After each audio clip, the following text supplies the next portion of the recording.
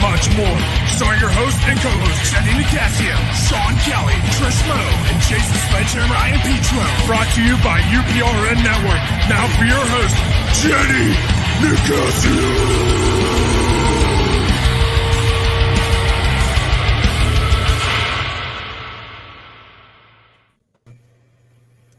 Good evening and welcome to Chasing Prophecy on the UPRN FM 105.3 New Orleans network, where we discuss anything and everything beyond the scope of normal. Remember to like us on YouTube and follow us on Facebook and like us too.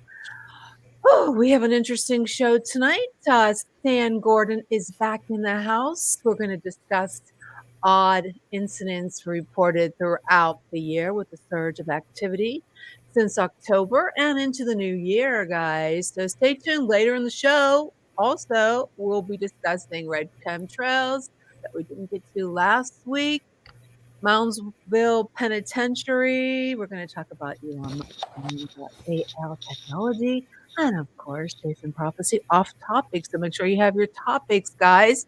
And you can post in the chat and comment and be involved in the conversation, or you can call into the show at 985-747-3817. But first, we have a word from our sponsor.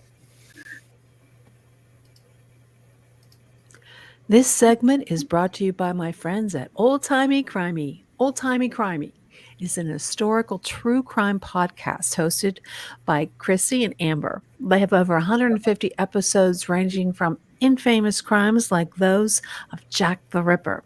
They like to dig into the weird, wild, with details and facts.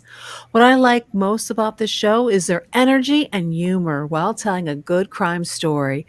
Like Chicago, 1933, a young man is kidnapped and his family will go to great lengths to get them back. And one of my favorites is when Chrissy tells Amber the story of Mary Avery, a little girl with the best nickname ever. Mary tore up the streets of San Francisco in the late 1800s. Or, Sean, this is one of your favorites, the Great Train Robbery of 1915, when three men try to pull off a daring train heist in West Virginia. One last big haul and missed the mark by a lot. If you enjoyed our paranormal investigation showing the crime and the history of the hauntings, you're going to love Old Timey Crimey. True crime is better in black and white, with over 150 episodes full length to bonus mini episodes. There's plenty to binge on a Saturday night. You can find a link on our social media platforms and a sample on our website, Old Timey Crimey, where they know that the good old days weren't always good. Thanks, gals. Okay, so how you guys doing tonight? We're hanging in. Happy Torture Tuesday. Wow. Did everybody have a wonderful Valentine's Day? Yeah. Yes. What? I'm celebrating National Singles Awareness Day today. It's the 15th. Me too. Yeah. I didn't even know there was one. Yeah, it's today. Oh, damn. Well, everybody that's single, there you go. Huh, Trish? Well, you know what? You know what was crazy this year? Now, I've been in the supermarket meat cutting business for 22 years. And every year at Valentine's Day, you have these young guys come up to me, and you can tell they're wanting to buy some meat in order to impress their girlfriends or their wives. And I give them the whole menu, you know, and it was like religiously. They do it every Valentine's Day. But here was the creepy thing this year. Not one guy bought no food or meat in order to cook his girlfriend or his wife a meal this year. And it was kind of strange, you know. And my customers on Valentine's Day, they weren't happy people, you know what I mean? They were miserable. And I'm like, damn, come on. There's a lot of miserable people out there, I guess, when they're single. I don't know. But it's just like, honest to Pete, no one took the time out. I mean, guys used to really, spend at least a half hour, 45 minutes just to pick out a single, you know, what to cook for their girlfriends, and shit. Nobody want to share. I'm Yeah. a little down. What'd you do, Jason? I actually made a nice steak dinner last night. We had some nice steaks and baked potatoes and fresh cut asparagus and cooked it all up. Wow, there you go. So when my wife got home from picking up the baby, dinner was ready. And had some Well, wine aren't you out. that was Yeah. nice. She's a It lucky was pretty one, good. huh? It was pretty good. Hell yeah. Heck Hell yeah. yeah, she's lucky. She's a good girl. I'm lucky. There you are. Jenny just disappeared. Oh, she's gone. I guess that was enough Valentine's talk for her. Yeah. So how you guys been? I mean, it's been a week. How'd your show go on Monday, Trish? Good. I had Flood from XV Planus on again. That we had him on our show back in January, I believe. Mm-hmm. And it was fun. Other than that, I worked all day. That's it. That was my Valentine's. Do you think it's a collective energy, like negative energy in the world because of everything going on right now? So it spreads, Right. No, I believe you, But I'm going to tell you something interesting, a little bit off the topic here, just a tad. Maybe it's part of it. But I left work today at 6 o'clock and I looked up in the sky and there was a ton of chemtrails going on in the sky. Honest to God. Yeah. There had to be about 14 to 15 of them in the sky. And I'm thinking, what the hell's going on here? It's a full moon. Yeah, that too. Every I full saw. moon. Well, our full moon here is like really, really bright. Really bright. Yeah. And that affects people's. It's in Leo today, but I believe yesterday was Cancer, I think. And so Cancer brings a lot of emotions. Welcome back, Jenny. We're not talking about Valentine's anymore. Okay. Thanks for that, Trish. Yeah, I just got Stan on the phone, so I'm going to go ahead and introduce him. And just give me 1 second. Okay, so we got our guest Stan Gordon back with us. Stan has been researching UFO sightings, Bigfoot encounters, and other mysterious events in Pennsylvania since 1959. Since then, he's been involved with the investigation of thousands of unusual events. He is the primary investigator of the 1965 UFO crash incidents that occurred in Kecksburg. Welcome back to Chasing Prophecy, Stan. Thanks for having me back on. Great. Hey, Stan. Stan the man. Thanks for coming in. So, Stan, tell us what's going on. Well, it's been a really interesting last few years. Last year was very, very active. We had multitudes of UFO sightings, some Bigfoot activity, some other cryptid reports. We had reports every month of the year, and it was very, very fascinating. But what was really interesting, what has been very interesting, was that normally year after year, generally when fall and then winter comes in, reports generally begin to dwindle. But for whatever reason, October through December and now into the early 2022, it's been just steady reports and a lot of very interesting UFO reports in the greater Pittsburgh area, not just lights in the sky, but we're getting reports of unusual objects seen at very low level, low to the ground in some cases, solid objects. We're having some other interesting things going on. So it's been very, very interesting. Stan, tell us about the pulsating UFO reports that you have gotten. The odd incidents that that were reported to. Wasn't there a video that you got? I think the one you showed, that was actually from one of my research associates down in West Virginia, who had, that's posted on there, and that just happened recently in West Virginia, and we were having some similar reports as well.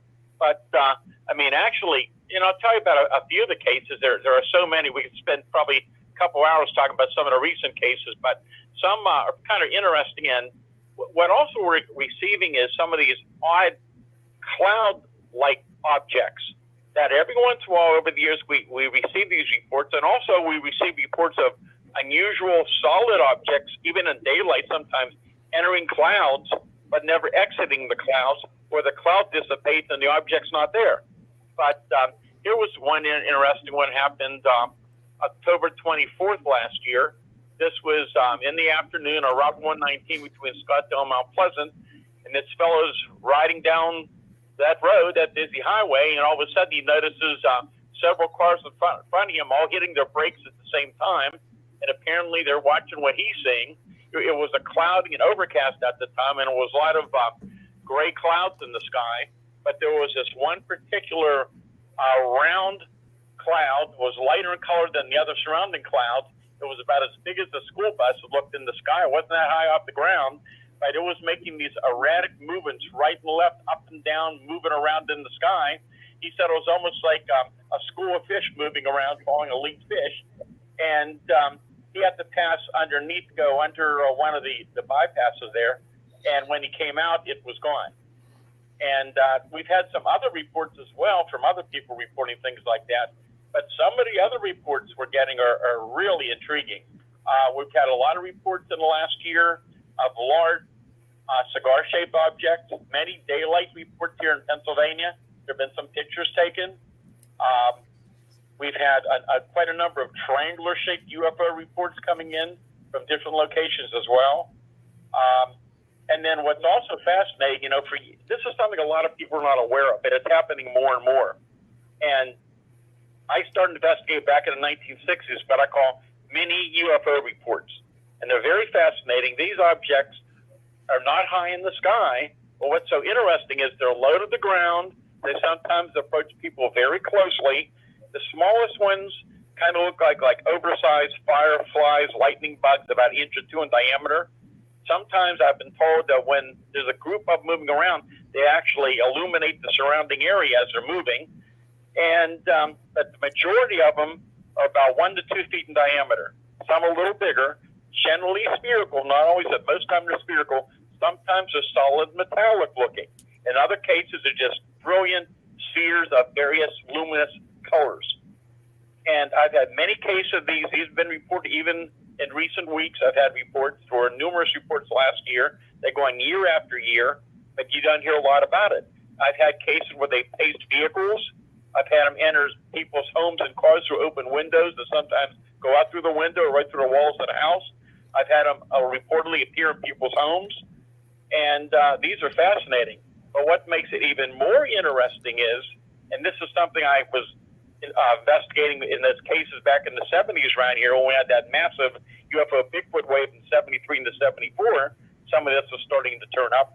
But in more recent years, here in Pennsylvania and around the country, in areas where we have a lot of history of Bigfoot encounters, researchers and other people are reporting seeing these small spheres or orbs of light in the trees, low to the ground, sometimes approaching closely. And so there seems to be some interaction between some of the Bigfoot phenomena and some of these strange light sources as well.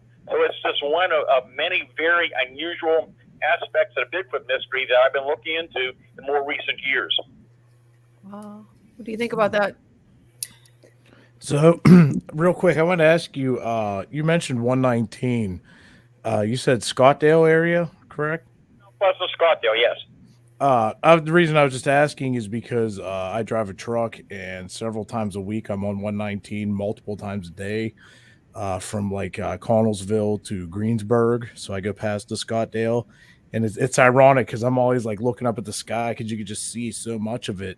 Just wondering if one day I'll see something. But now that you're saying that people are making claims to seeing something back in October, I'm definitely really going to keep my eyes open, from now on when I go out there.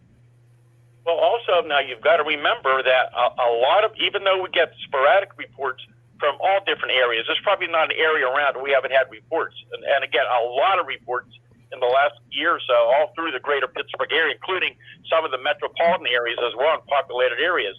But historically, a lot of UFO activity and Bigfoot activity, in fact, occurs commonly along the areas on and along and bordering along the Chestnut Ridge. So now when you're getting up to those areas, you're getting into the Chestnut Ridge area, getting close. And that's very fascinating as well.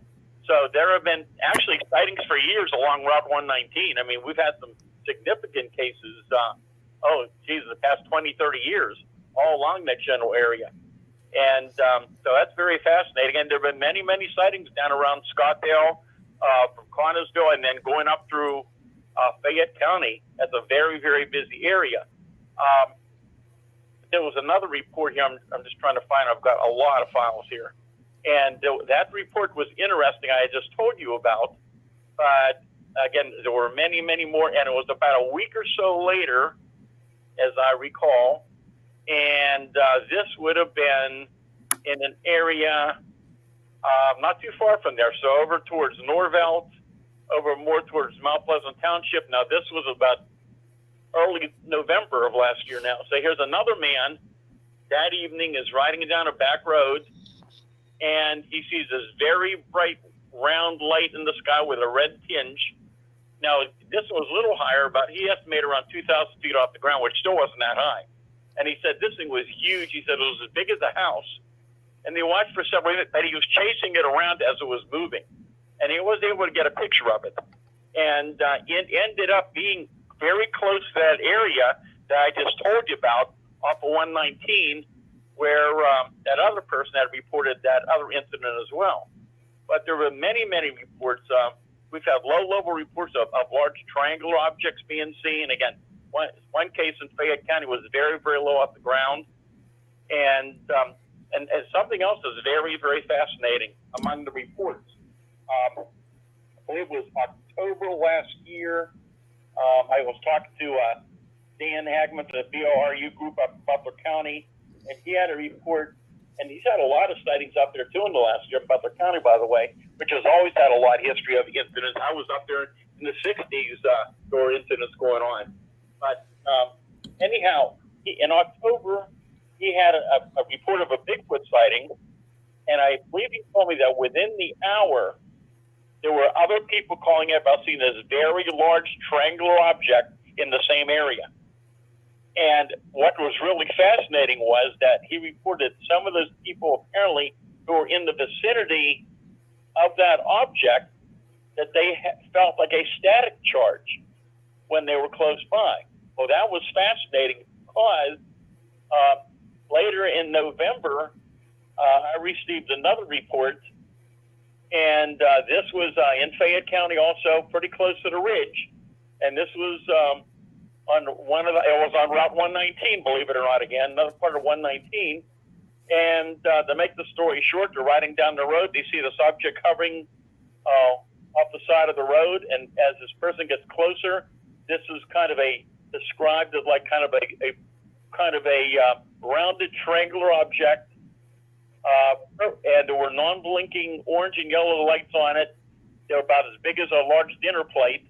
And this thing was hovering only about 30 feet off the ground, and this person had to pass pretty close near it and got a very, very good look at this thing. But that person also had a dog with him in the car, and the dog was watching this thing, and the person was petting the dog and also got a static charge, which again, you've got a lot of electromagnetic effects over the years with UFOs where you have power loss or the headlights go dim, the object moves away, the power comes back on. But this is a little different.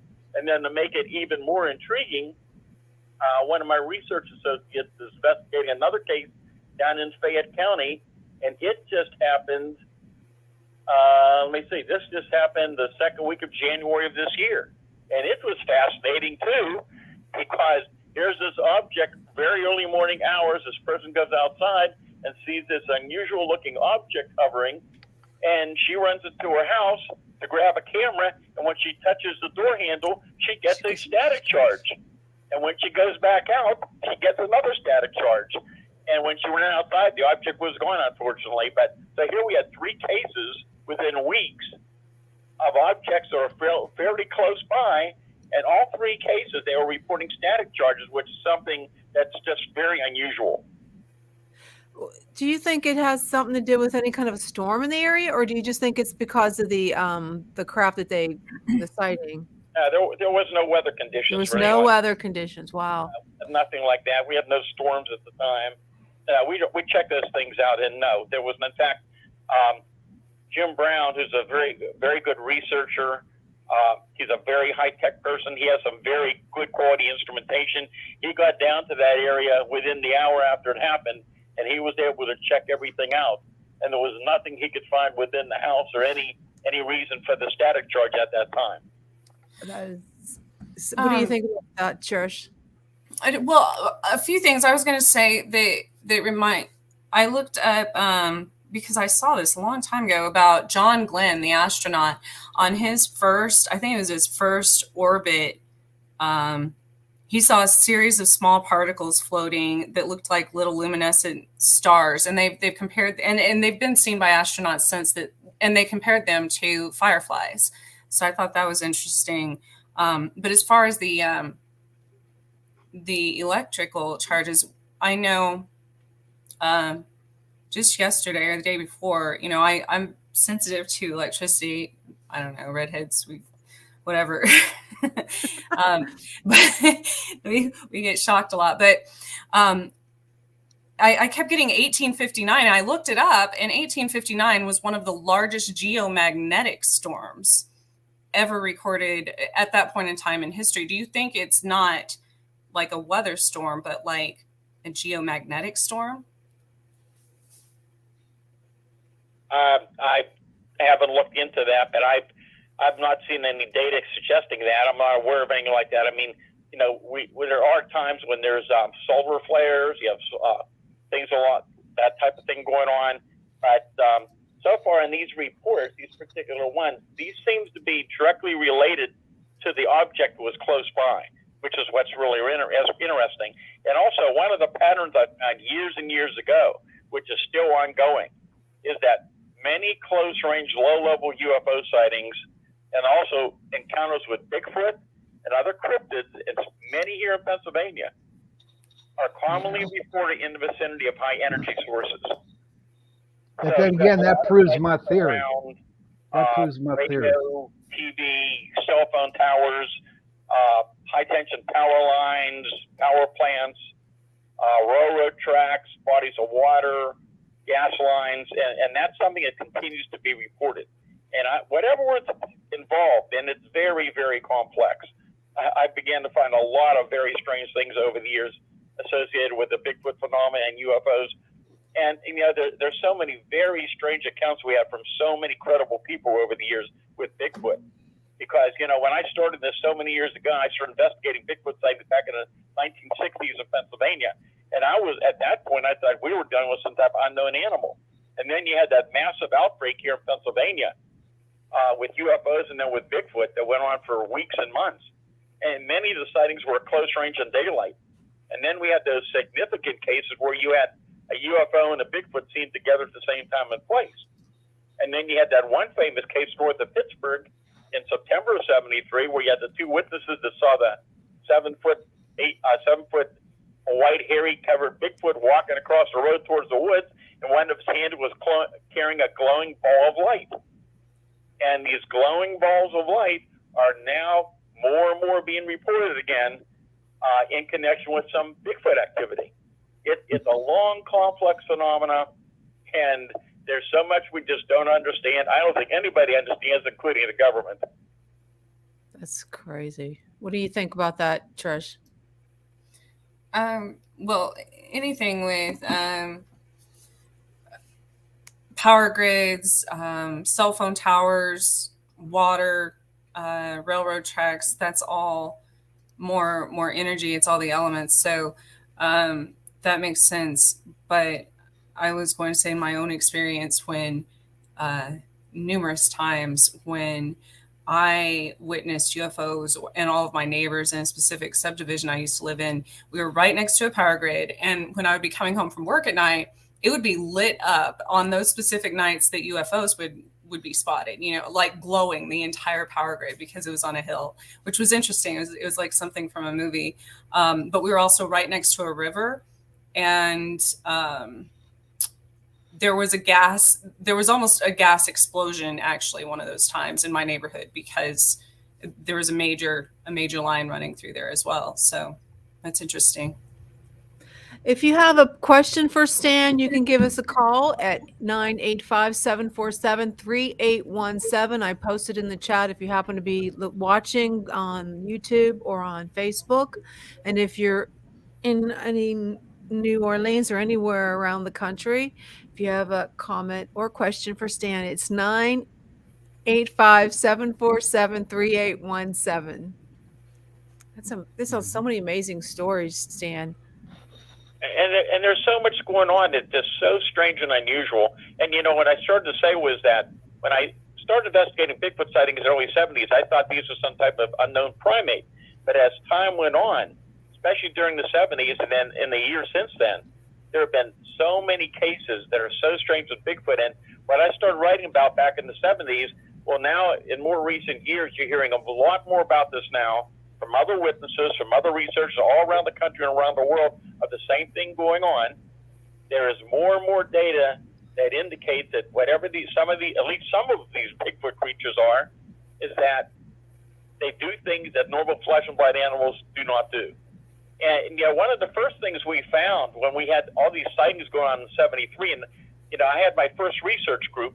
That was the Westmoreland County UFO Study Group, and the group involved a lot of volunteers, and most of them were professionals. We had scientists and engineers, technicians, police officers, former military people, and we were out there day and night investigating cases. And we would get out to some of these locations, and there'd be trails of these large, unusual footprints with big strides between them that would go for a distance and then suddenly stop abruptly, and there was no more trek, even in fresh snow. And that continues to go on year after year. And that was one of the first things that began to make our eyes open. There's something here going on that's very unusual. And then the reports got stranger and stranger. And then we had those cases with UFOs and Bigfoot seen together at the same time and place. And again, when I get into some of these cases I've talked about over the years, and I'm not suggesting that Bigfoot is a passenger or pilot in a spacecraft from another planet, because we don't know what we're dealing with. And it may well be that we're dealing with more than one source for the unknown category, the UFO mystery. And the more I know about this phenomena, with a lot of UFO cases are reported, with cryptid cases, these seem to be both physical and non-physical at times. They can leave physical evidence and they're gone, they come and they go.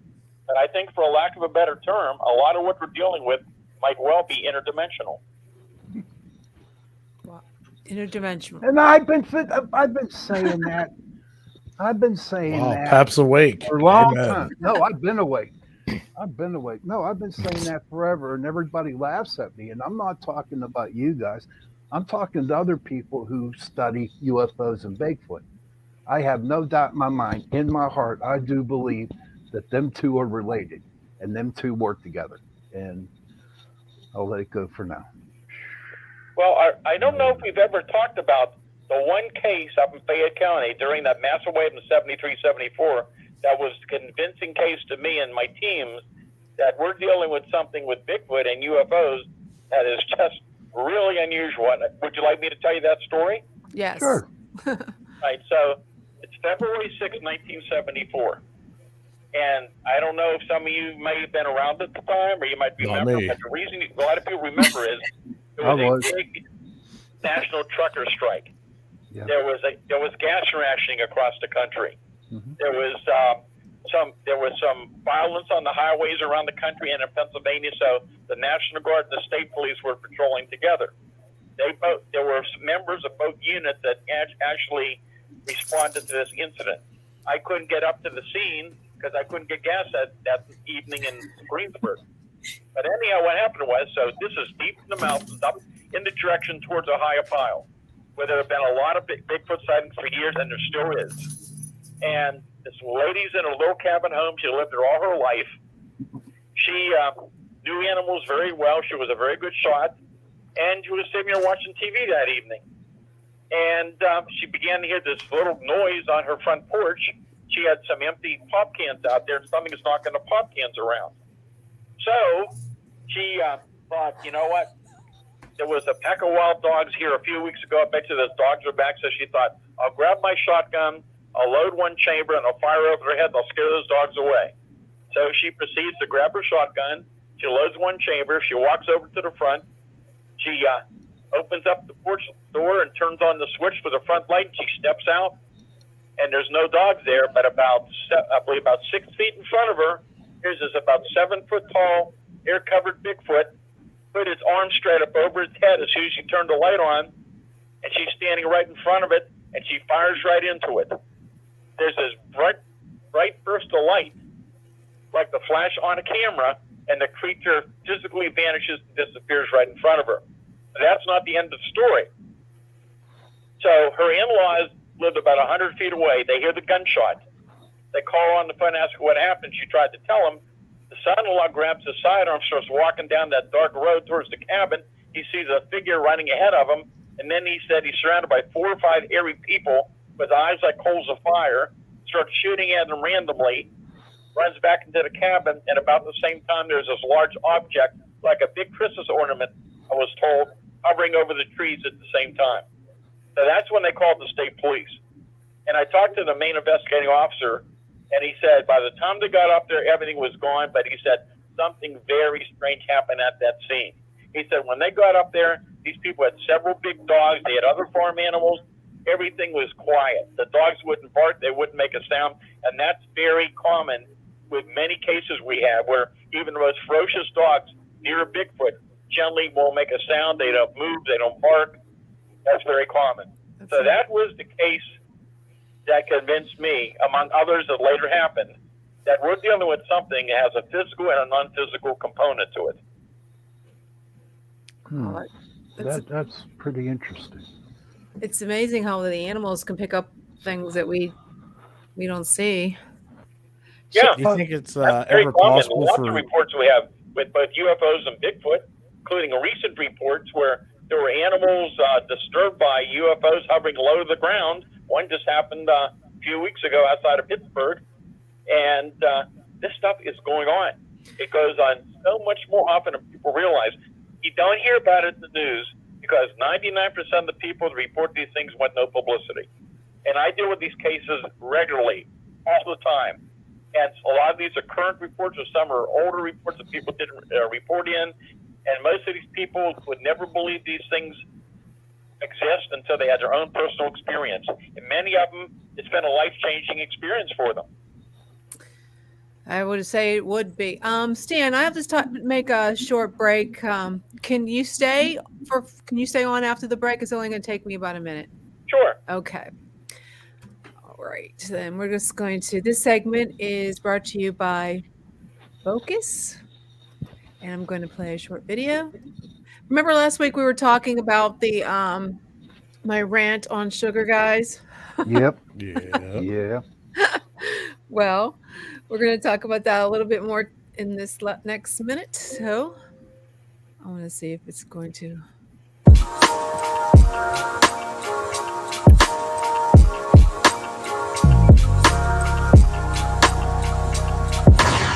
We were talking last week before about how sugar really is horrible and how it messes with you. Not only does it mess with your teeth, it's addicting, and it took me a month to wean off of it from my holiday indulgence. You know that. We consume too much sugar through beverages like energy drinks, sodas, coffee, and 80% of the health issues stem from bad choices we make in our diet. And sugar, you all know, like I've been doing keto and I did the 30-day challenge with carnivore, and I've been trying to stay away from cola. It's really hard to do. I have not found a caffeinated sparkling water until I found Focus. Have you guys heard of Focus? Nope. Nope. You haven't heard of it? Nope. Well, I'm going to tell you a real short little spew from. Okay. And I think we're having an echo here, but I'm sorry about that.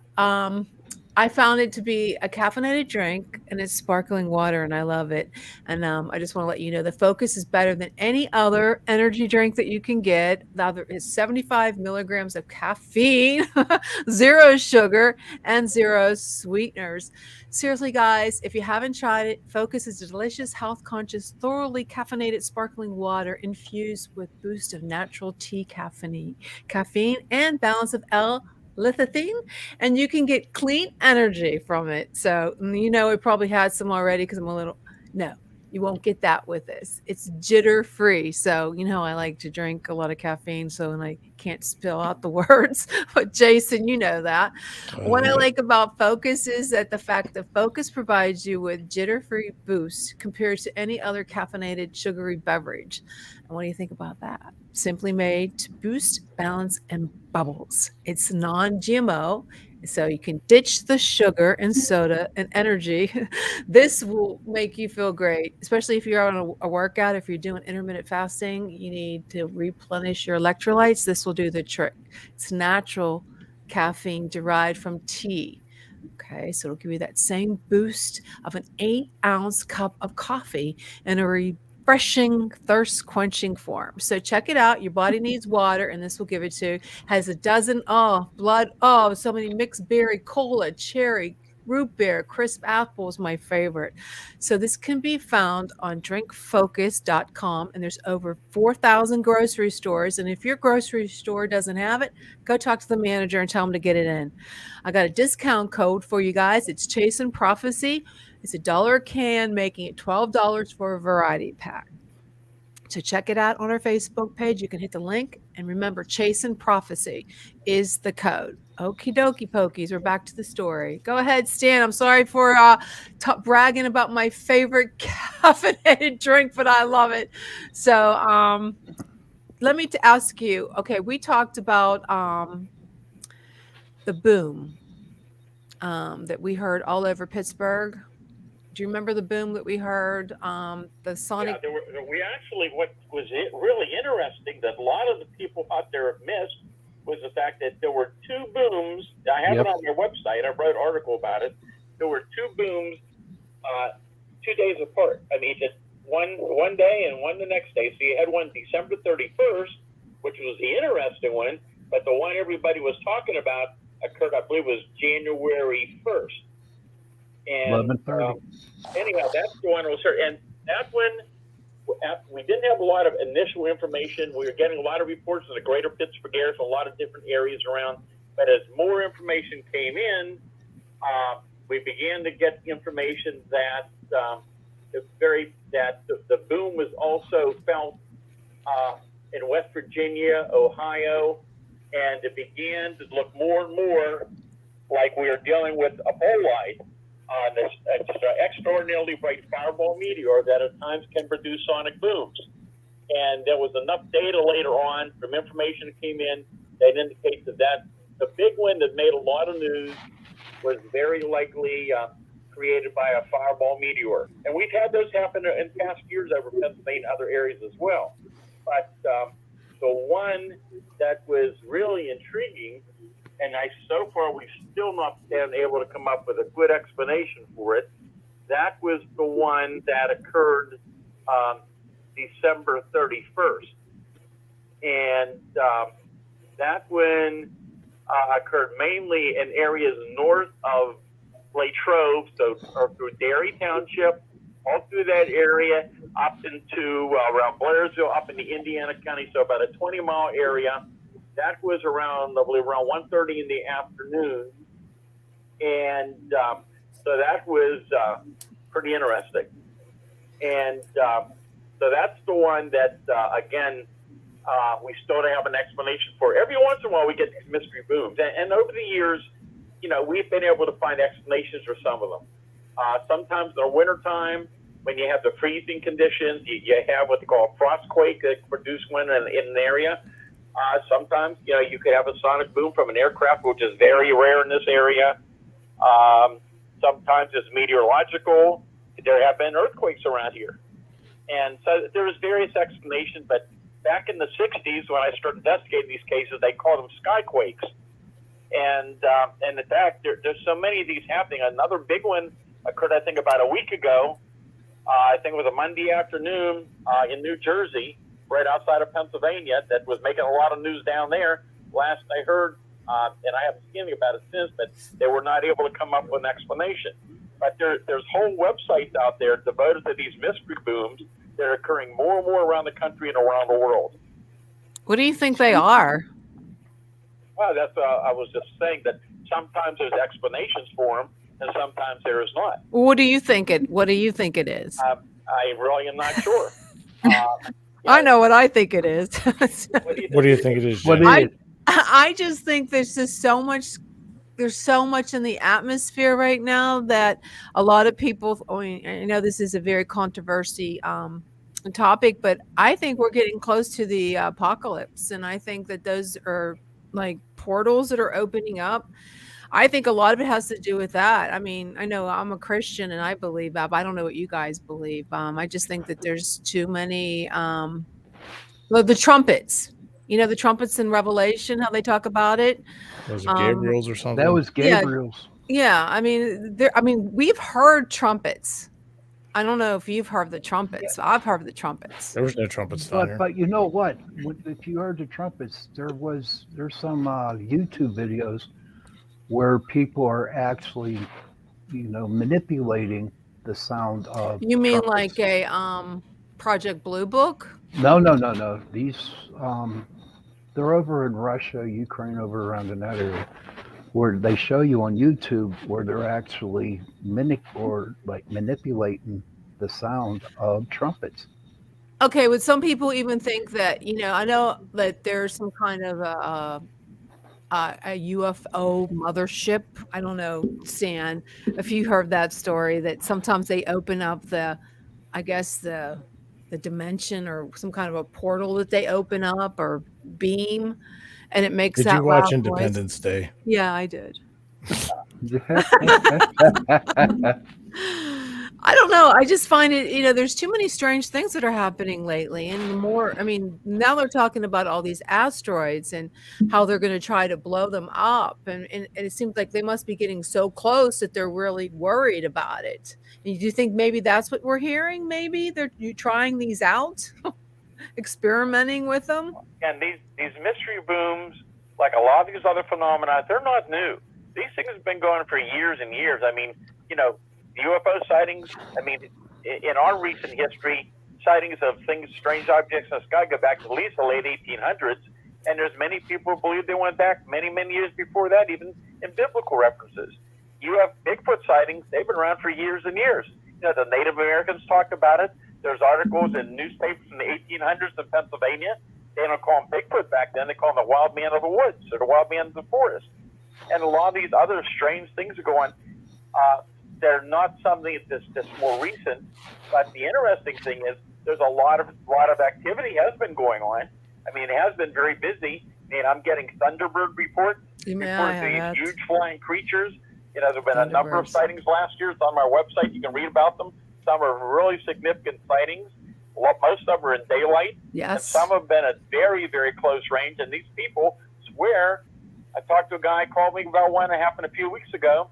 He's been hunting since he was a little kid, and he said, I can't believe I saw what I saw. I talked to another person, actually called me from out of state a few days ago, saw one in the early evening out of state, didn't know about the sighting I had here in Pennsylvania. And this person, I would say was a pretty much a near professional ornithologist who studied birds and just could not believe that this person saw what they saw. So you're talking in these other cases, the estimates are around a 15-foot wingspan. And I had one case that was really good case happened in neighboring West Virginia. This was back 2008 on a two-lane country road. Guy's riding down there early morning, has to hit his brakes. There's this huge, giant flying creature on the ground eating roadkill. It stood at least 4 feet tall. It was taller than the top of his vehicle. Its wings were spread out, and it's flapping its wings trying to get off the ground. So it's only a two-lane road. He can see the wingtips. So he can see the dust and dirt going up off the road as it's trying to raise itself off the ground, which it finally did. He went back the next day and measured the width of the road. It was 21 feet across. Yeah, if you have to see, I've seen one about probably 10 years ago. It was on a country road. It was on the top of an ice cream farm. Like they have an ice cream store, but it was right in the middle of the farmland. And I've seen it. It's scary. It'll stay with me the rest of my life. I've seen it before. What area was that in? That was in Westmoreland County.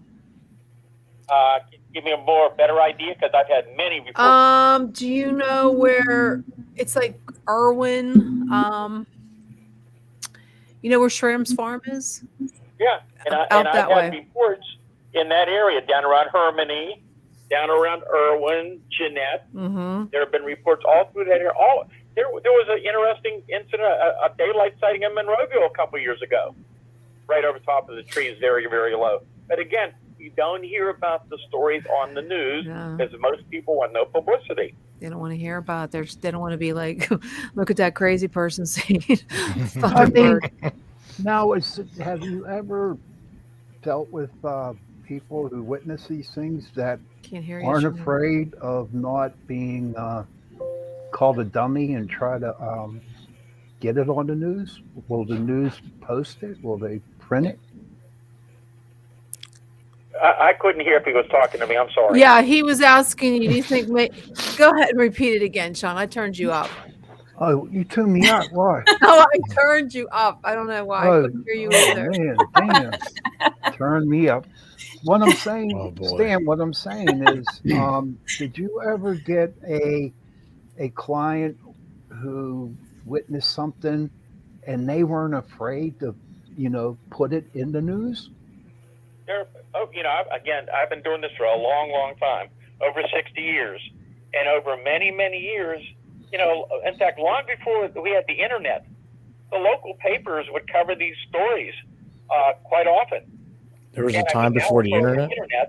And now that somebody placed a report, back in the 70s and 80s and 90s, and the times mainly before we had the internet as we know it today, a lot of people, they would call the local police or they would call the news media to see if anybody had seen anything. And then I would hear about a lot of these reports. And there were many, many stories during the 73 Bigfoot outbreak. Many, many local papers were carrying serious stories about what was going on. Or if you look at my Solid Invasion book, there's many references to the many newspaper stories around Pennsylvania that cover those stories. So they were covered in the Pittsburgh papers and the Greensburg Tribune Review, some of them, Latrobe Bulletin. And all over this area there were reports. And some of these made the statewide news and some made national news. So yes, some of these cases have been covered. But things have changed a lot, and people now, they contact people through the internet sometimes. My hotline, which was open in 1969, it never stops ringing. I get calls on these things all the time. And but there have been some newspaper stories, where they still cover it. So some of the local papers still do stories, and occasionally somebody will come forward and talk about what they've seen. And there have been some incidents from other parts of the state where one fellow was, I think, a mayor of a town in Pennsylvania a few months ago, and his local destroying his Bigfoot sighting, or a Bigfoot encounter. Trish, what do you think? Oh, I was going to say on the sonic booms, or here anyways, there were 2 today, which was ironic, but it was funny because I knew I was actually sitting by a sonic, the drive-in before, and I kept thinking, go home, because my heart, they affect it. But there were 2, and usually they report, but they didn't sound like the normal sonic booms because it was back in 2020, the Kansas Supersonic Transportation Corridor, with some agreement they signed to, but it was all kind of kept quiet that they were going to start researching. They said it's kind of like the space program in some ways, but there's actually that they're bringing back specific, they called them sonic booms. So, but what I also always find fascinating with everybody in Pennsylvania is you mentioned Westmoreland and everything, a lot of things mirror Kansas and Pennsylvania. And we have a Westmoreland right, down the road. So all these same things happen. Actually, it seems like Kansas got them before Pennsylvania, though, because we've had chemtrails and stuff for years, too. That's crazy. Well, Stan, you have so much to talk about.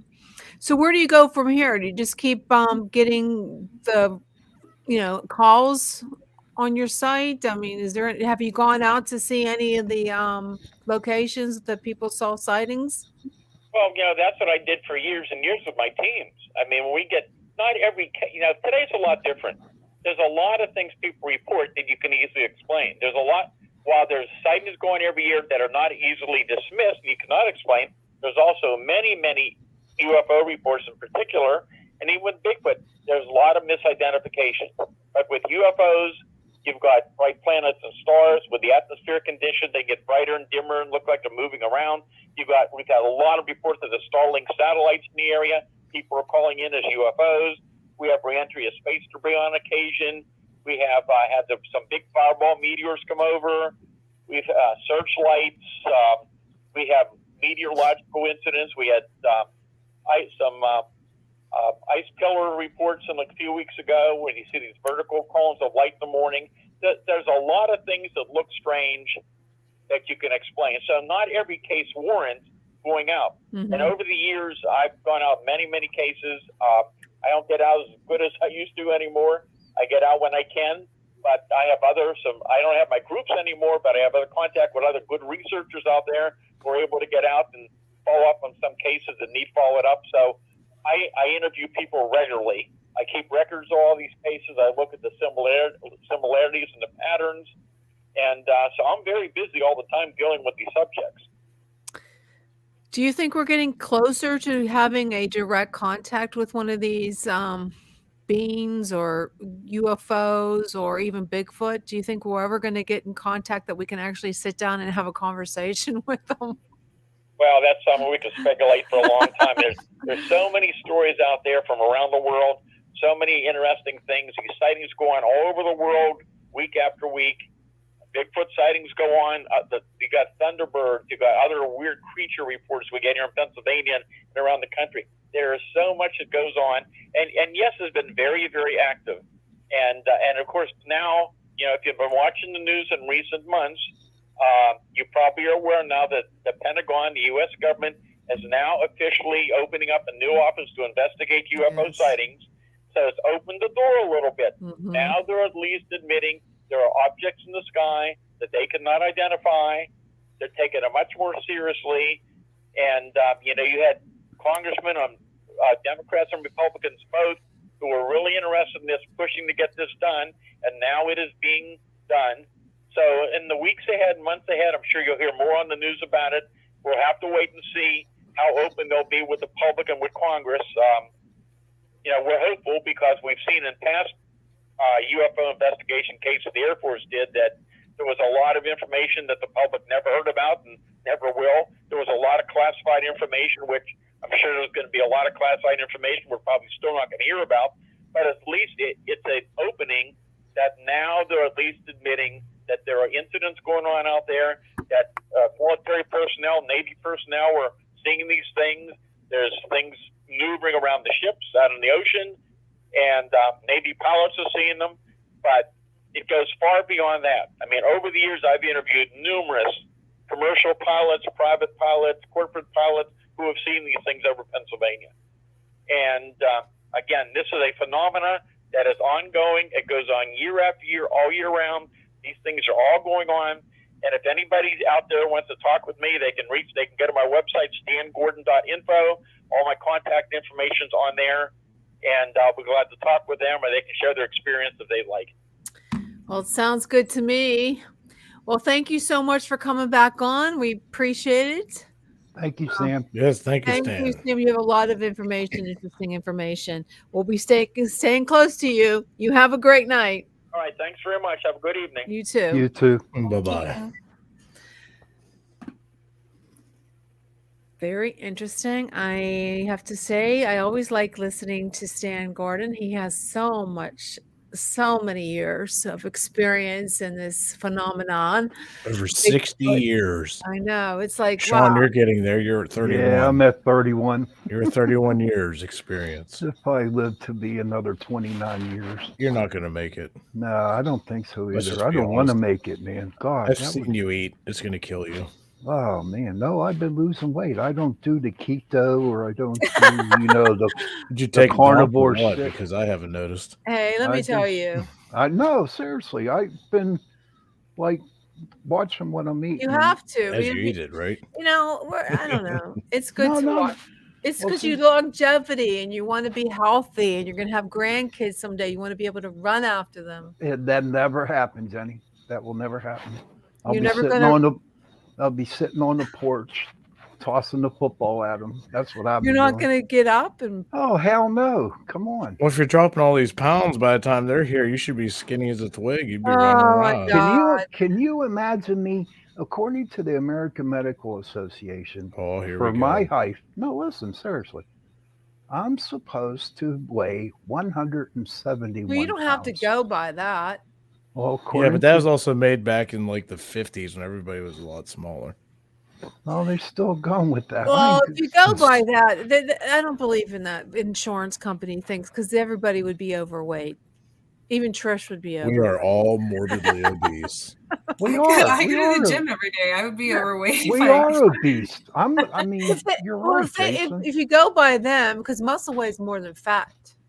Okay, you know, I don't know. I don't think I could be skinny. To be honest with you, why do you want to be skinny? I don't Yeah, know. you don't want to be skinny. You gotta look like I Santa just want to Claus be. for I December. just want to be fit and healthy. That's all. I want to be sexy and 60. You got it already, so why worry about it? You're so Oh, funny. No, You're I'm so being funny. honest with you, Oh, Jenny. I'm being so honest Just with you. accept who you are and live your Yes, life and Jen, be happy. my How about God. I like to be healthy, Trish. You Right? remind me of Marilyn Yes. Monroe. Oh I my want my heart God. to live.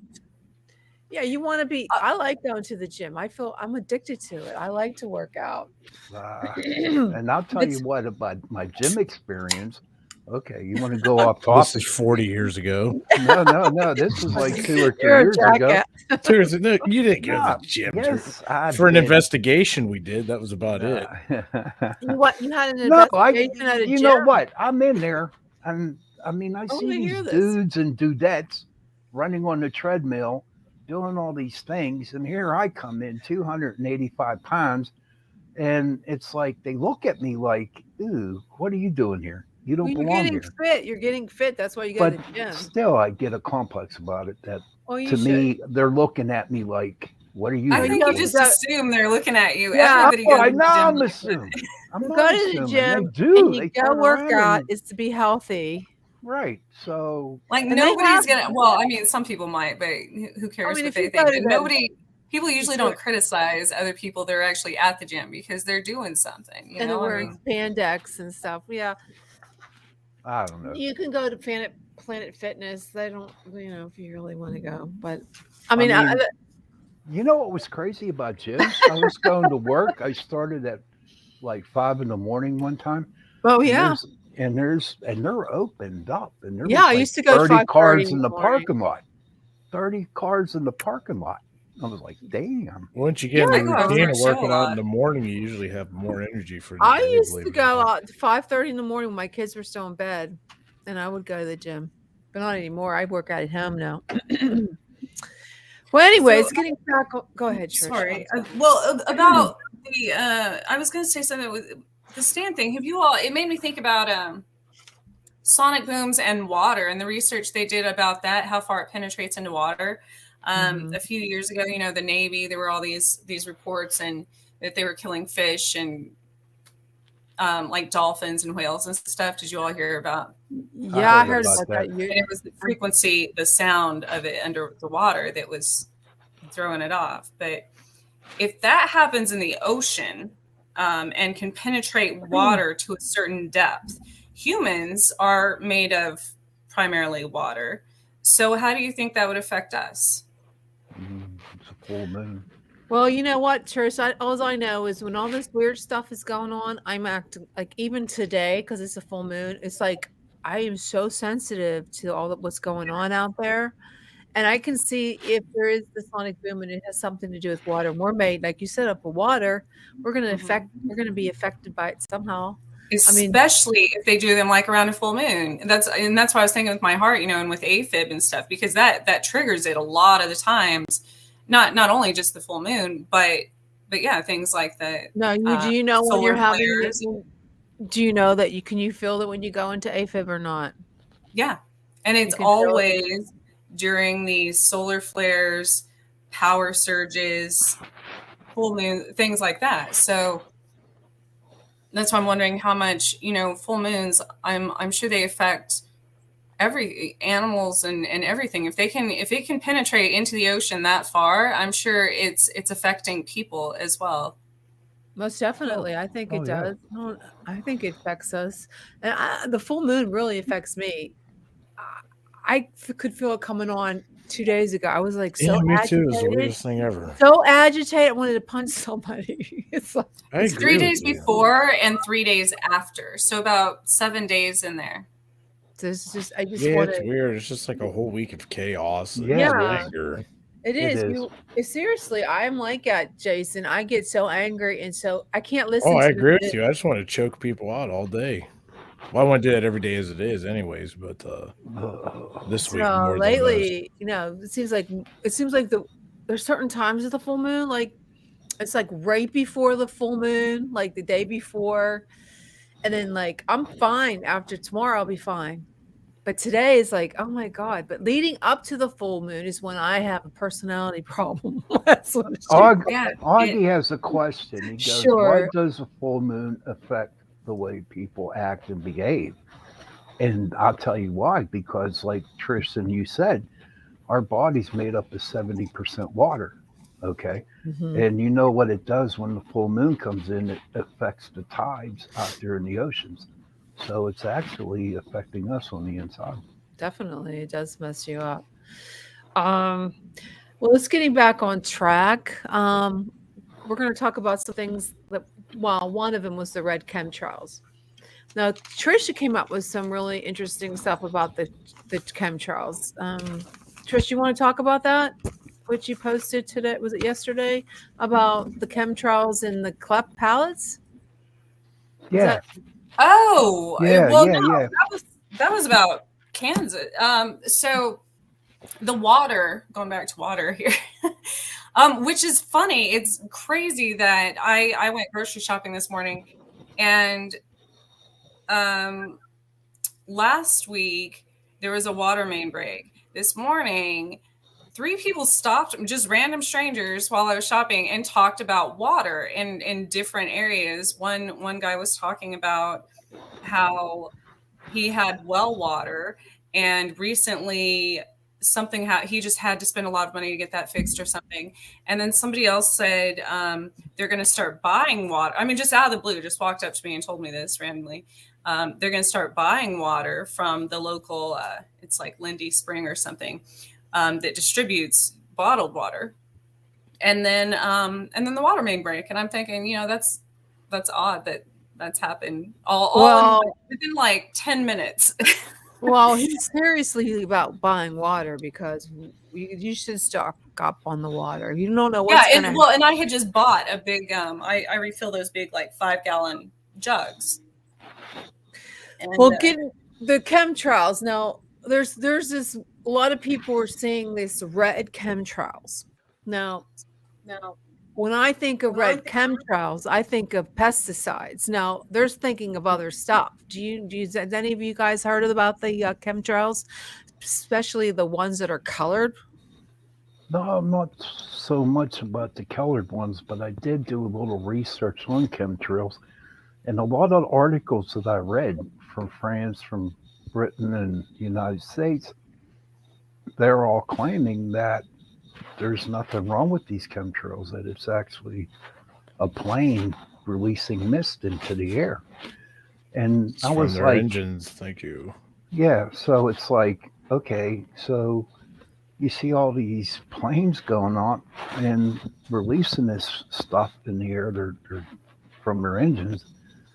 But they said there's no way there is any biological warfare or whatever the government is trying to do.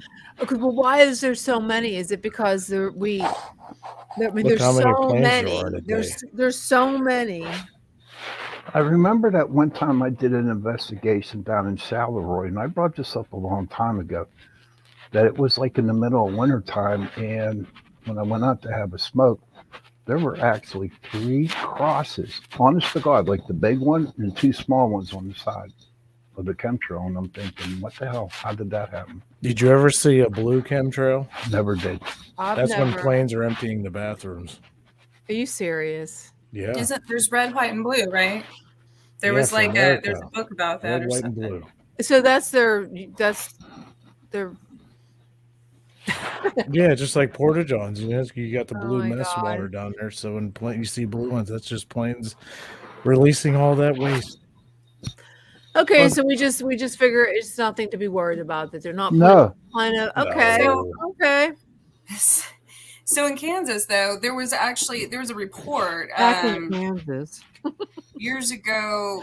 It was from 2010 because it was when California started doing the study of chemtrails, and Kansas does so many because we have all the farm. There's all the farmland and stuff. All the farmland. But they said what they're now breathing in. Ethylene, aluminum oxide, barium salts, mercury. What's all this? But all these things that cause, and I've noticed every time they do this around here, everybody's coughing and has asthma problems and all kinds of stuff. And then what I was telling you all about as far as the chemtrails over the fields with the pesticides and stuff, that's where it leaches into the food. So then they did studies. It starts affecting the livestock, obviously. Yeah. All of your wheat, all of your corn, all of your soy. And then Kansas, the water obviously drains the Kansas River, goes through Missouri all the way down south to the Gulf. So it goes to the ocean. We're one of the major, in the Midwest.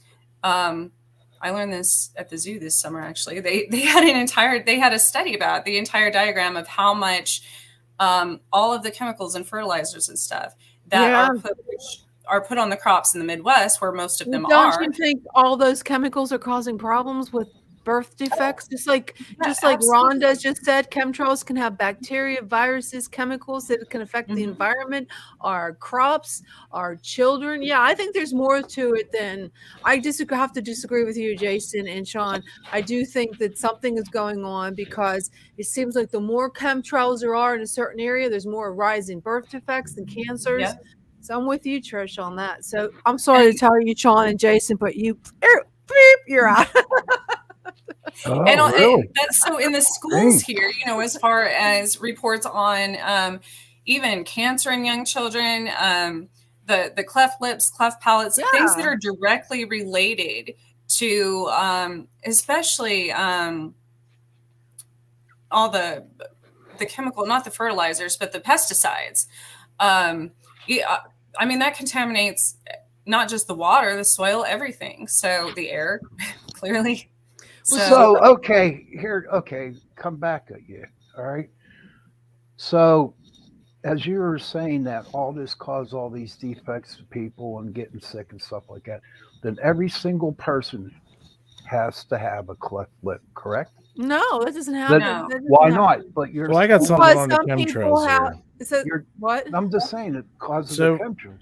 While we're talking about chemtrails, we do all know that only appears when a plane is above 10,000 feet because of the fuel is vaporizing, right? Okay. Everybody knows that, right? But when planes are below that altitude, you don't see it because obviously at a different altitude. And Justin said air pollution kills about 5 million persons annually worldwide. We're going to continue on this, but first of all, I want to say thank you to our sponsors who's sponsoring this second hour of Chasing Prophecy. Is brought to you by Carnation. Thank you, Carnation. Breakfast essentials. Yeah. Have you tried the vanilla yet? Have you done the vanilla one yet? No, I didn't, but I did finish the box, so I need to get another one. So, and I hear voices behind me again. There she is. There she. Oh no, she's coming to knock the screen over again.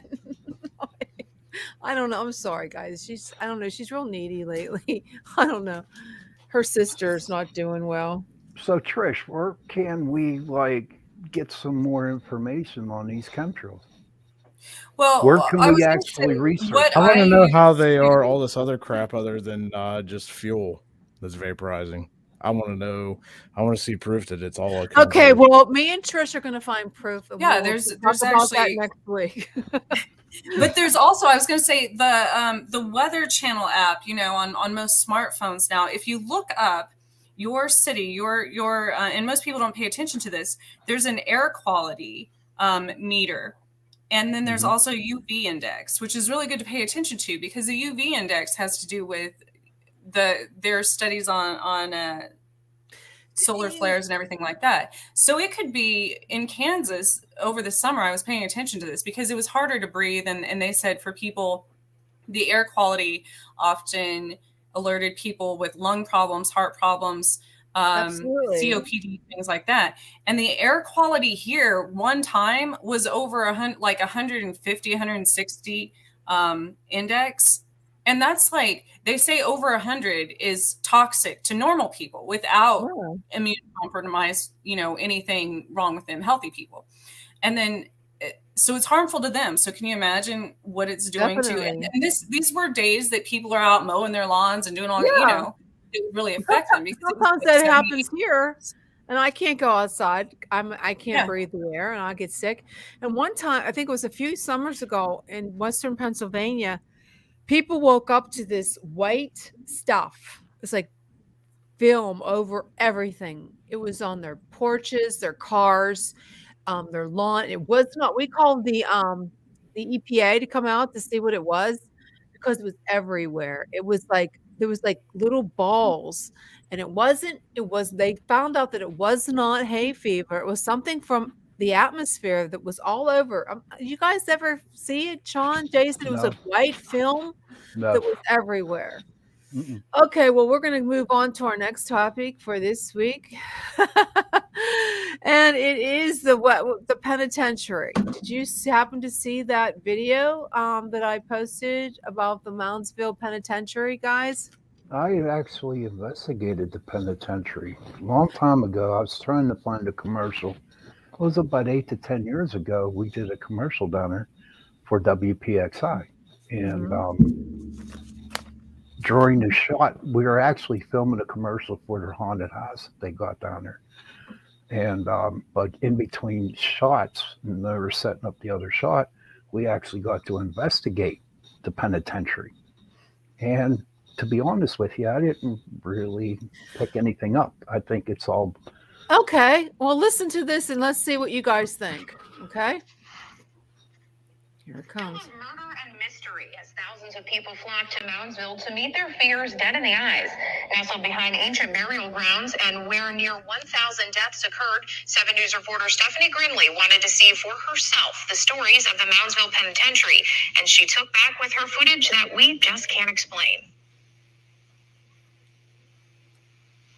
They begged to please don't let me die in here.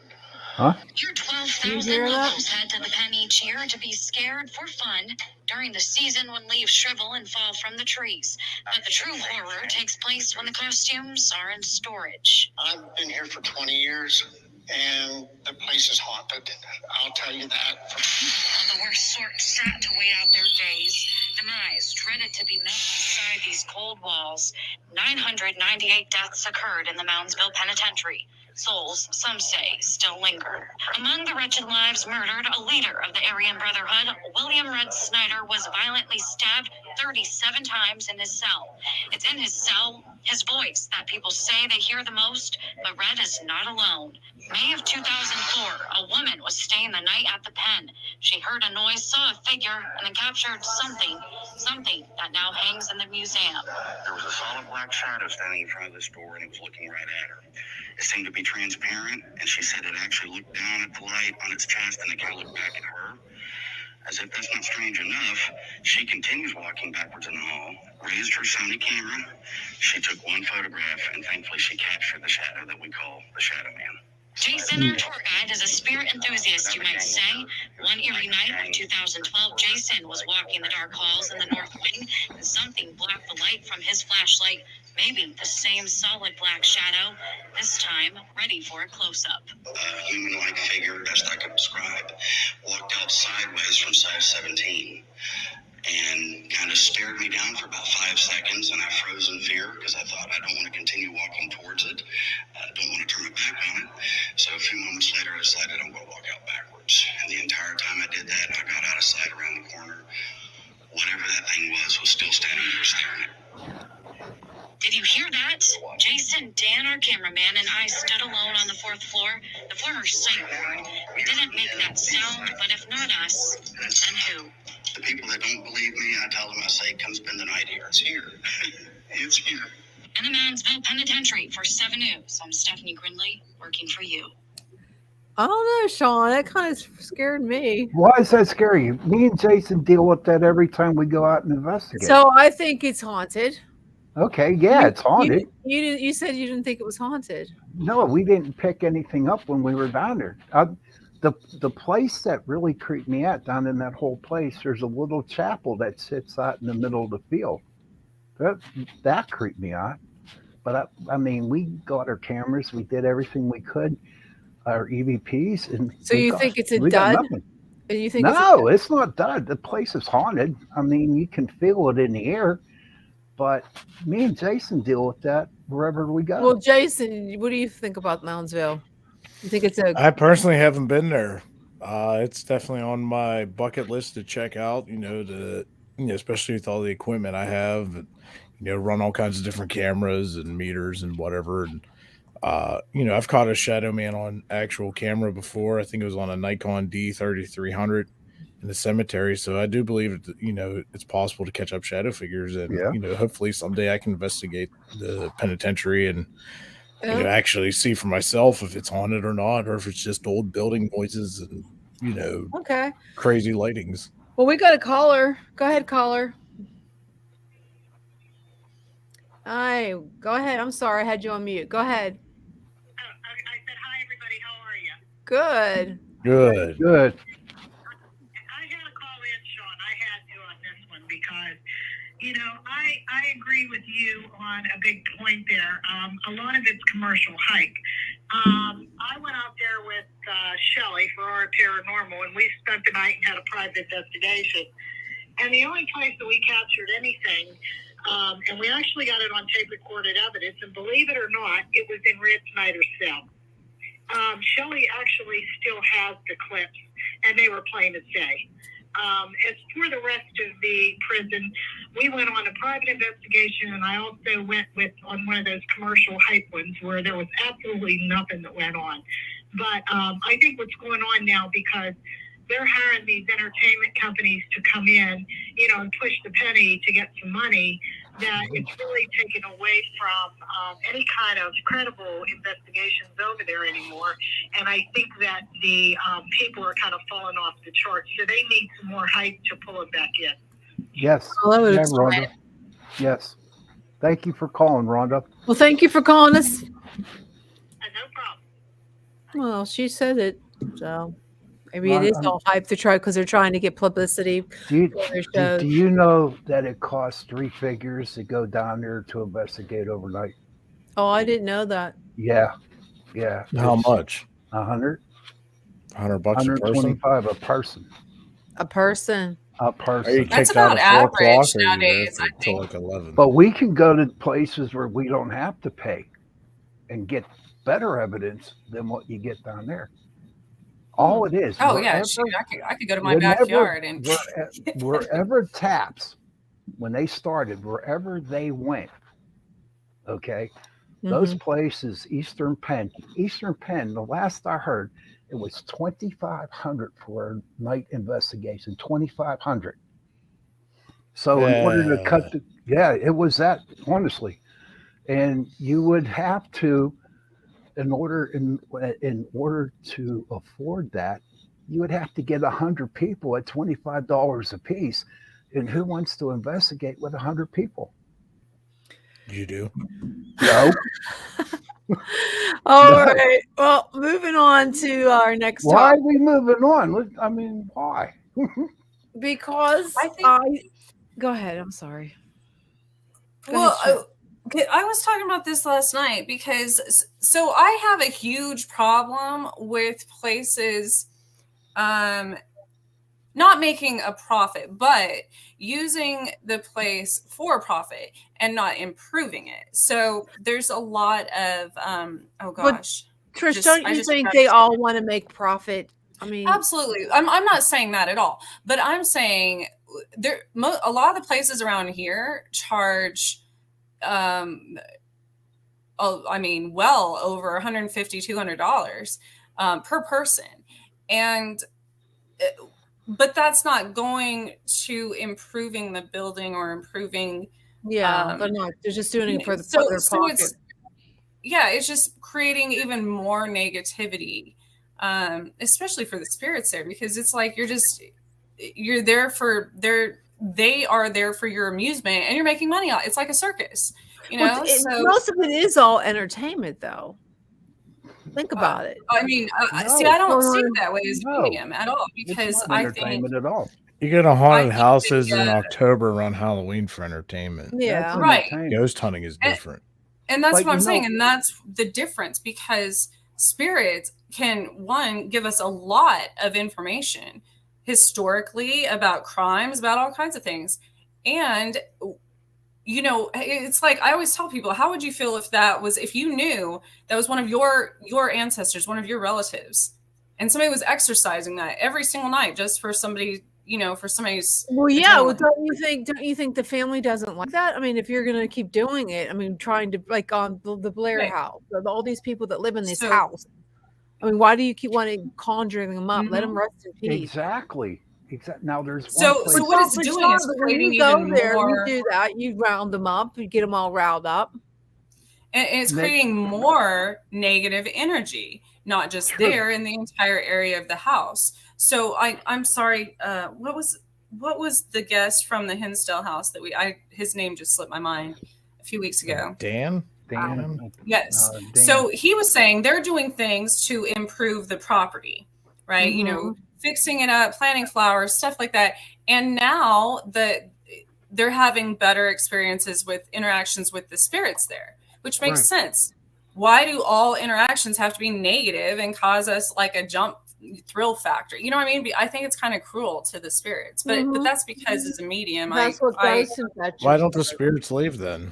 That's a question. That's a good question. That's what we're supposed to help them do. Some of them are stuck there and they need to help go to the light. Do you guys help people go to the light? Yeah, I do. Like on Medium and Ghost Whisperer? Yes, I do. A lot of them don't. Some of them don't know they're dead. Some of it's not even. Some of it's just residual energy, you know. And even with that, if you keep feeding it negativity, it grows, you know. So, I mean, come on, but Trish got a point. I mean, you get all these paranormal groups going into places, and I can guarantee it, they're yelling and screaming and calling every name in the book at these spirits just to get a reaction. Well, basically at the Moundsville Penitentiary, you think these guys are all miserable? They're all in prison. They died there. They're going to be mad. They're going to be angry. They're not going to be happy ghosts. They're going to be mean, miserable. What if they're all just actually putting on a show? Like, what if? What do you mean? What if all these spirits know they're dead, know the people are coming, and then being a menace? Unless they're doing it.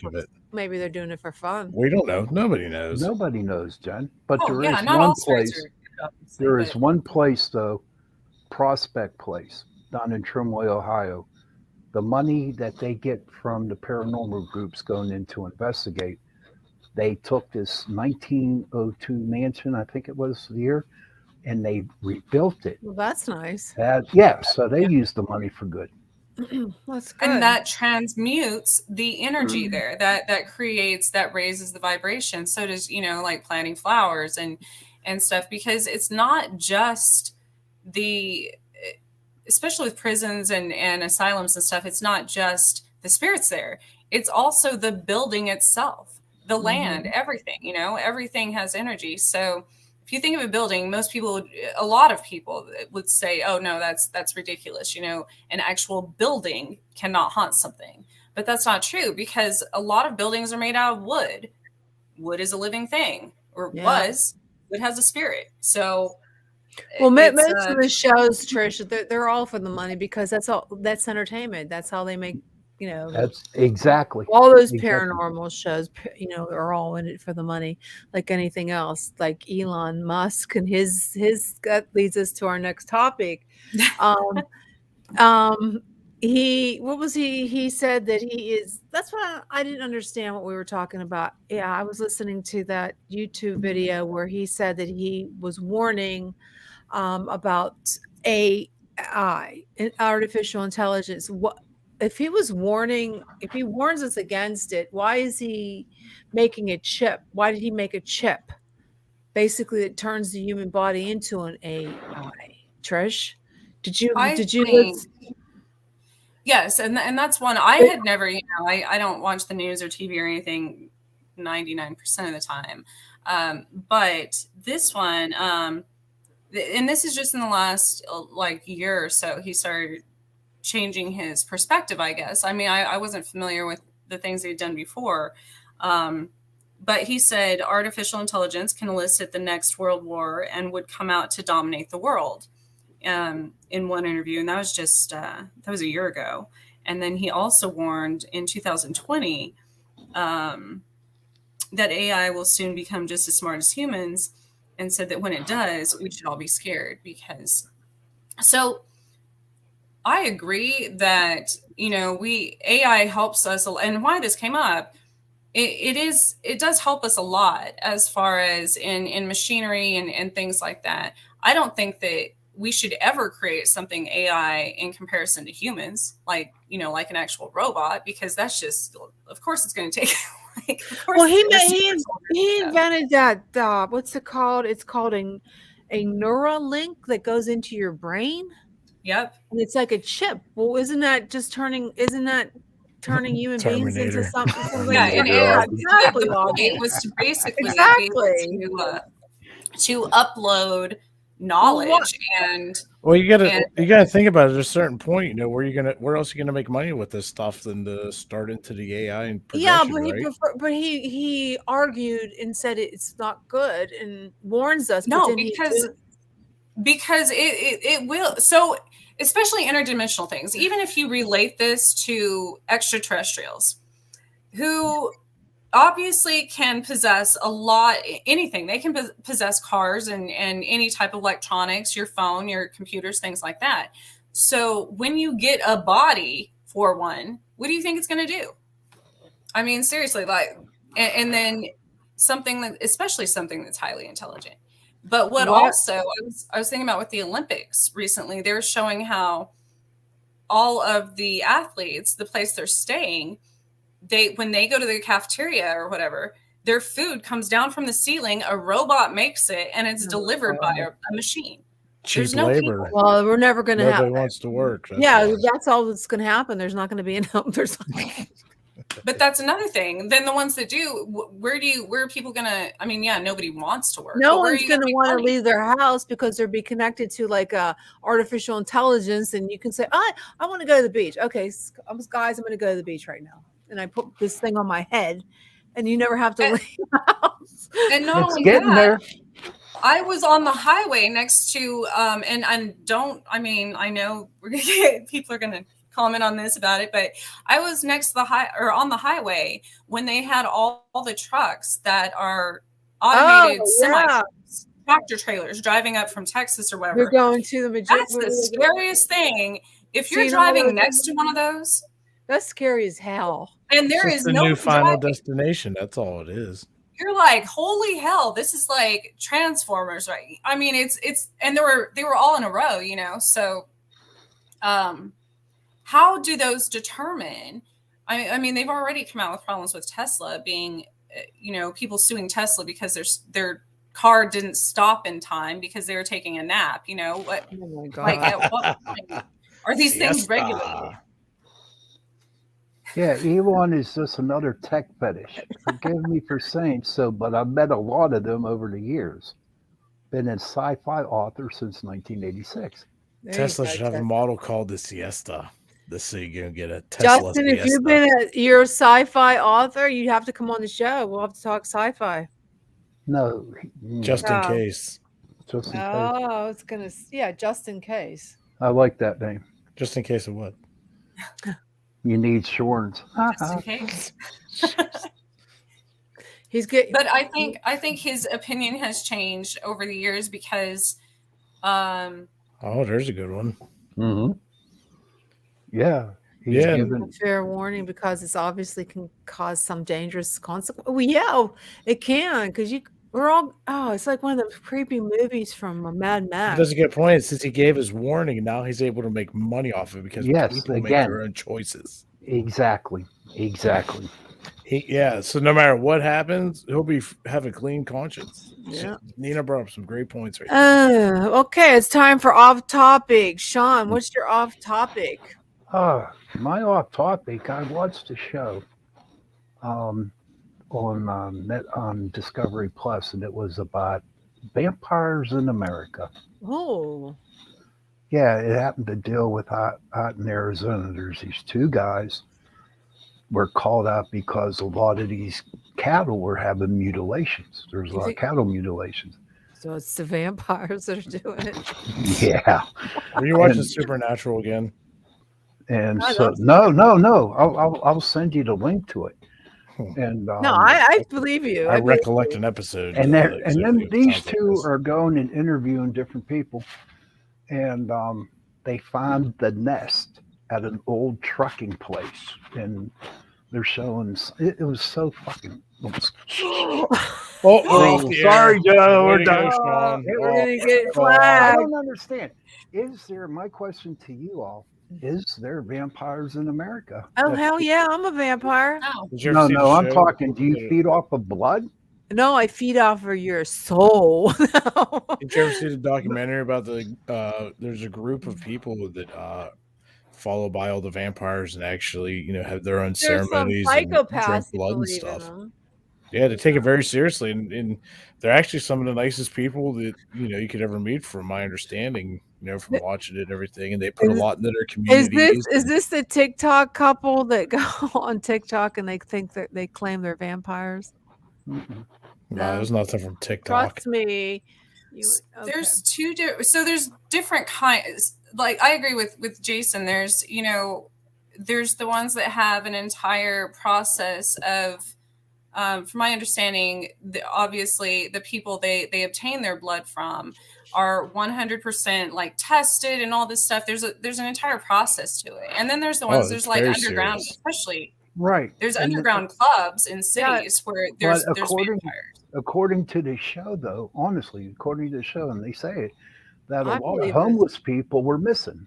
Well, There you go, James. The Nova, the New Orleans Vampire There Association. you go. Because Look it up. The Those are some homeless serious people are people. missing because the Nova team are going around sucking their blood. No, negative. That's not true. Joe, where are you? Okay, Jeez. Jason, what's your off topic for tonight?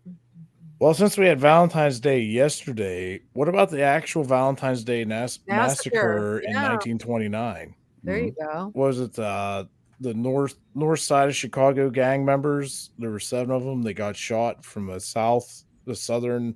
I forget what mall boss they said may have been related, but they'd never been able to prove it. But what really caught me was these mob guys were so loyal to what they did. One of the guys that got shot was still alive by the time the police got there, and they asked him who did this, and he told them nobody. He said nobody did this. That's how loyal they're loyal gang members. mafia guys and gang guys were, back then, and Sort of like Yellowstone, right? so I was like, wow, that just kind of hits different, because really, where's our loyalty today, out there? Yeah, there isn't any loyalty. There's no loyalty at all. Trisha, you're off topic. Oh gosh, I had 2 on topics. Okay. I don't know. Well, why don't we ask Mr. Predictor? Oh God, here comes the flea my market goodness. landscape ball. Here it comes. So that can be an off Did you topic. get that from Trader Jack's?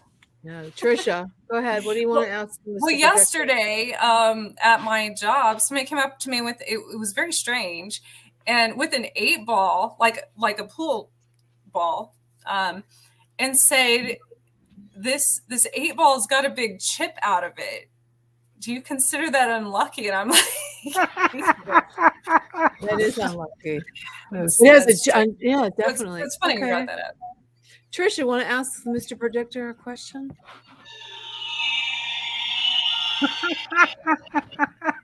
I have a question for it. Okay. Mr. Predictor flea market, a magic 8-ball that was picked up for 50 cents. Is Jenny going to get bit by a vampire? Good question. Oh my God. What did he say? Yes? Definitely yes. There you go. Sean, do you have a question for Mr. Predictor? I'll let mine slide for this month. Nah. Oh, come on, Sean. Okay. Am I going to lose more weight? I think we know. There is no doubt. Okay. That's a great one. Trisha's turn. Trish, would you like me? Jenny, do you have a question for I it? don't know. Will Trish get married?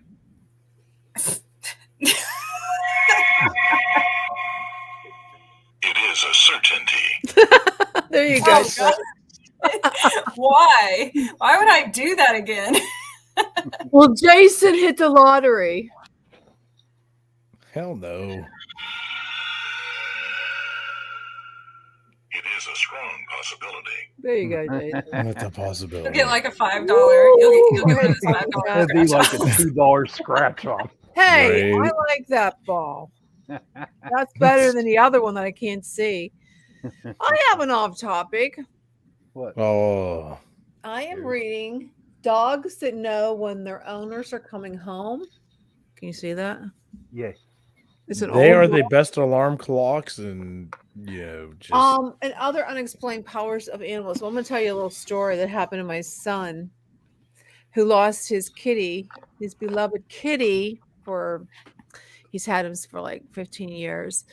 Well, he passed away. They had to put his kitty to sleep because it was so sick. Well, you know how people grieve their animals. Well, for some reason he decided to go to Animal Friends. And there's a kitty there that says on the little tag, very shy. He doesn't like anybody. My son goes into the Animal Friends and he sees the kitty, and the kitty was sleeping, and he just went like this on his head, knocked on his head, wake him up. And the cat jumped, got up, was so excited, got up, and he jumped on his shoulder. Just like his other cat that passed away. Oh, Isn't wow. that weird? And he's acting like the cat that passed away. Isn't that crazy? Not at all. That he's doing everything that this other cat did. You know, I can relate to that story. I have a couple things. One is my mom's one dog took on a lot of like the personalities, I guess, per se, as her favorite dog that passed a couple years ago, which is really fascinating. And also, our dogs, no matter what route we take or anything, my wife just told me, I forgot about there for a minute, but they always know when we're going to grandma's house, and they get worked up. Like, we could take them anywhere. They'll be fine and calm in the car, but we could take separate routes to grandma's house every single time, and they just know where we're going and start getting all wild in the car and jumping everywhere. And it's just something else how animals, they just know. It's like, how does it? I mean, what do you think is going on with the cat though? Is it possible that the cat can go jumps bodies or souls? Reincarnate. Reincarnation Yeah, spirit. Yeah, why reincarnate. not? But can they do that with a living cat? Yes. How? like- What People, happens? people what can get possessed and stuff. Anybody, it could happen to anything. It's just energy.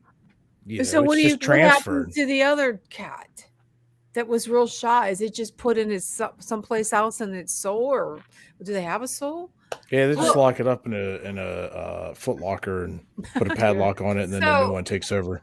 But they say our souls can be in multiple places at one time, so there is a way especially even with living, I mean, not just somebody who's passed on.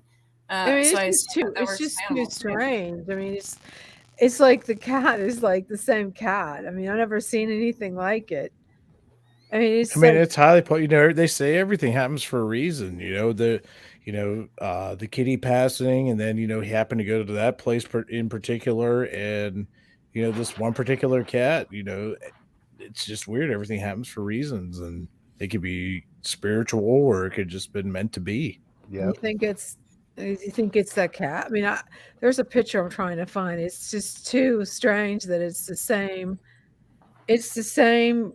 They do the same thing. I mean, the way he took the picture, there was two, like he's sitting on his shoulder, and it looks just like the other cat. It's weird. It's really cool, but go ahead, Trish.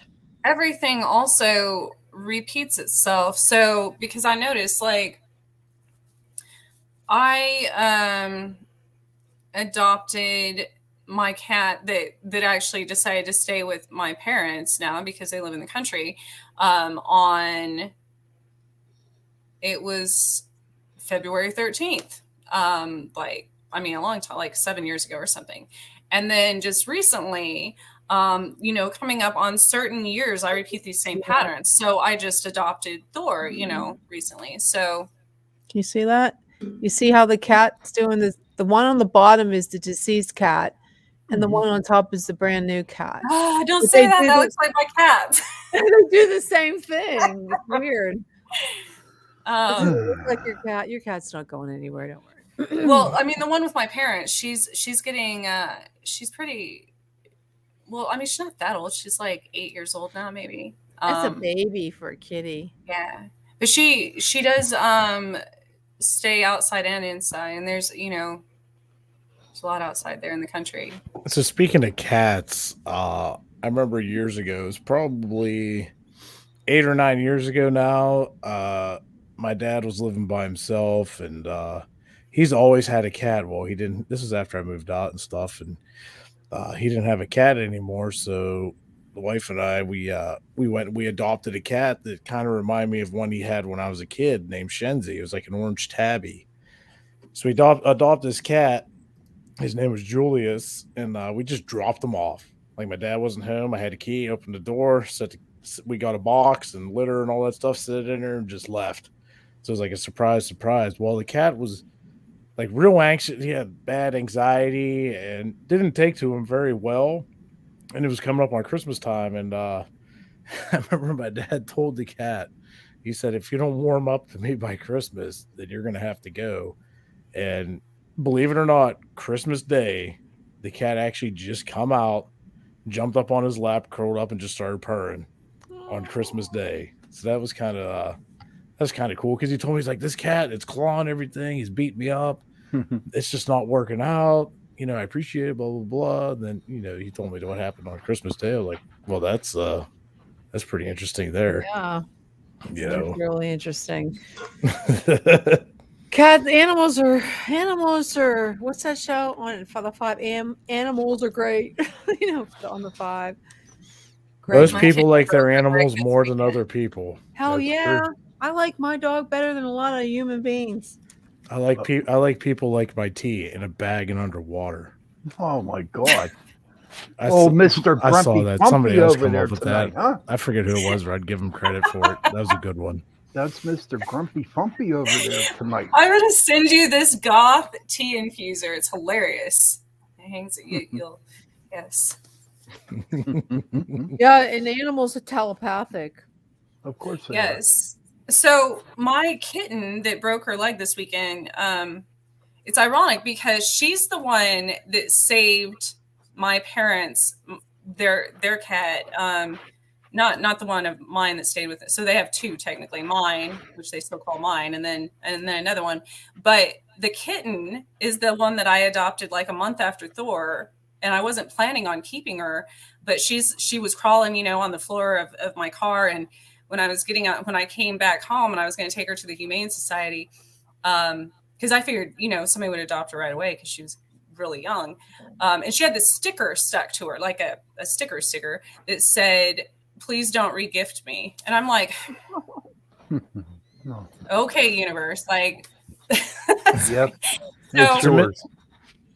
But she broke her. She rescued my parents. She left her mother and rescued my parents' cat. He was laying in a gutter, and it looked like he'd been there a few days, and his back left leg was broken or injured really bad, and they've ended up making him like a house cat now and stuff, nursed him back to health and everything. And he turns out he's her brother, but like from another litter, I guess. She went and found my son to go, like she left her mom to go find a human and led him back to my parents' cat. Well, she just broke her leg this last weekend, and it's the opposite side in the same place. Oh, so that's strange. Poor kitty. So Mr. Crowley here said, he was talking about where he read a story where your cat would kill you if they could. So Mr. Crowley, I have to agree with you. I've heard throughout my whole life, if cats were about 150 pounds heavier, we would all be dead. Cats are crazy, some of them.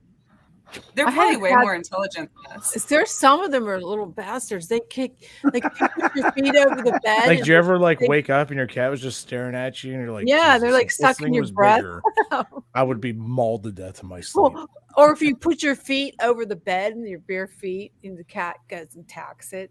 Psychopath. Mine used to do that. Yeah, I got a friend of mine. Their cat's pretty cool, and if you sit there and like you put your hand over the edge of the couch, she'll just come up and just start swatting the crap. It's like, if that cat was about 150, 200 pounds, like I wouldn't be going over there. I'd be scared to death. It's going to beat me up. You know what I mean? Animals are great. Yeah, they are. Yeah, they are. They do ward off evil spirits though. So I want to take Thor with me to like the next well, because they're good communicators with them too. So I want to take him with me to the next like cemetery I go to or whatever. Yeah, you see. Maybe tonight. It's full moon. Hey, when you do that, Trish, film it and see.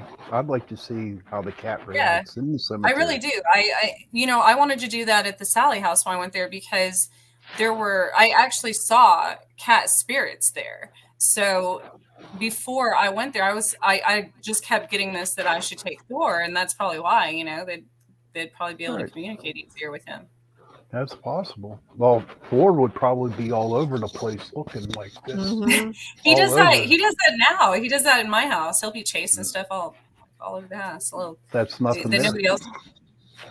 Well, so I see them. Nobody else can. What's your show tonight, John? My show tonight. Do your meditation again. I want to go back to sleep. Was it that bad? My meditation? No, I went to sleep. You should hear what she said about it before you got on here. You're a big liar. No, great.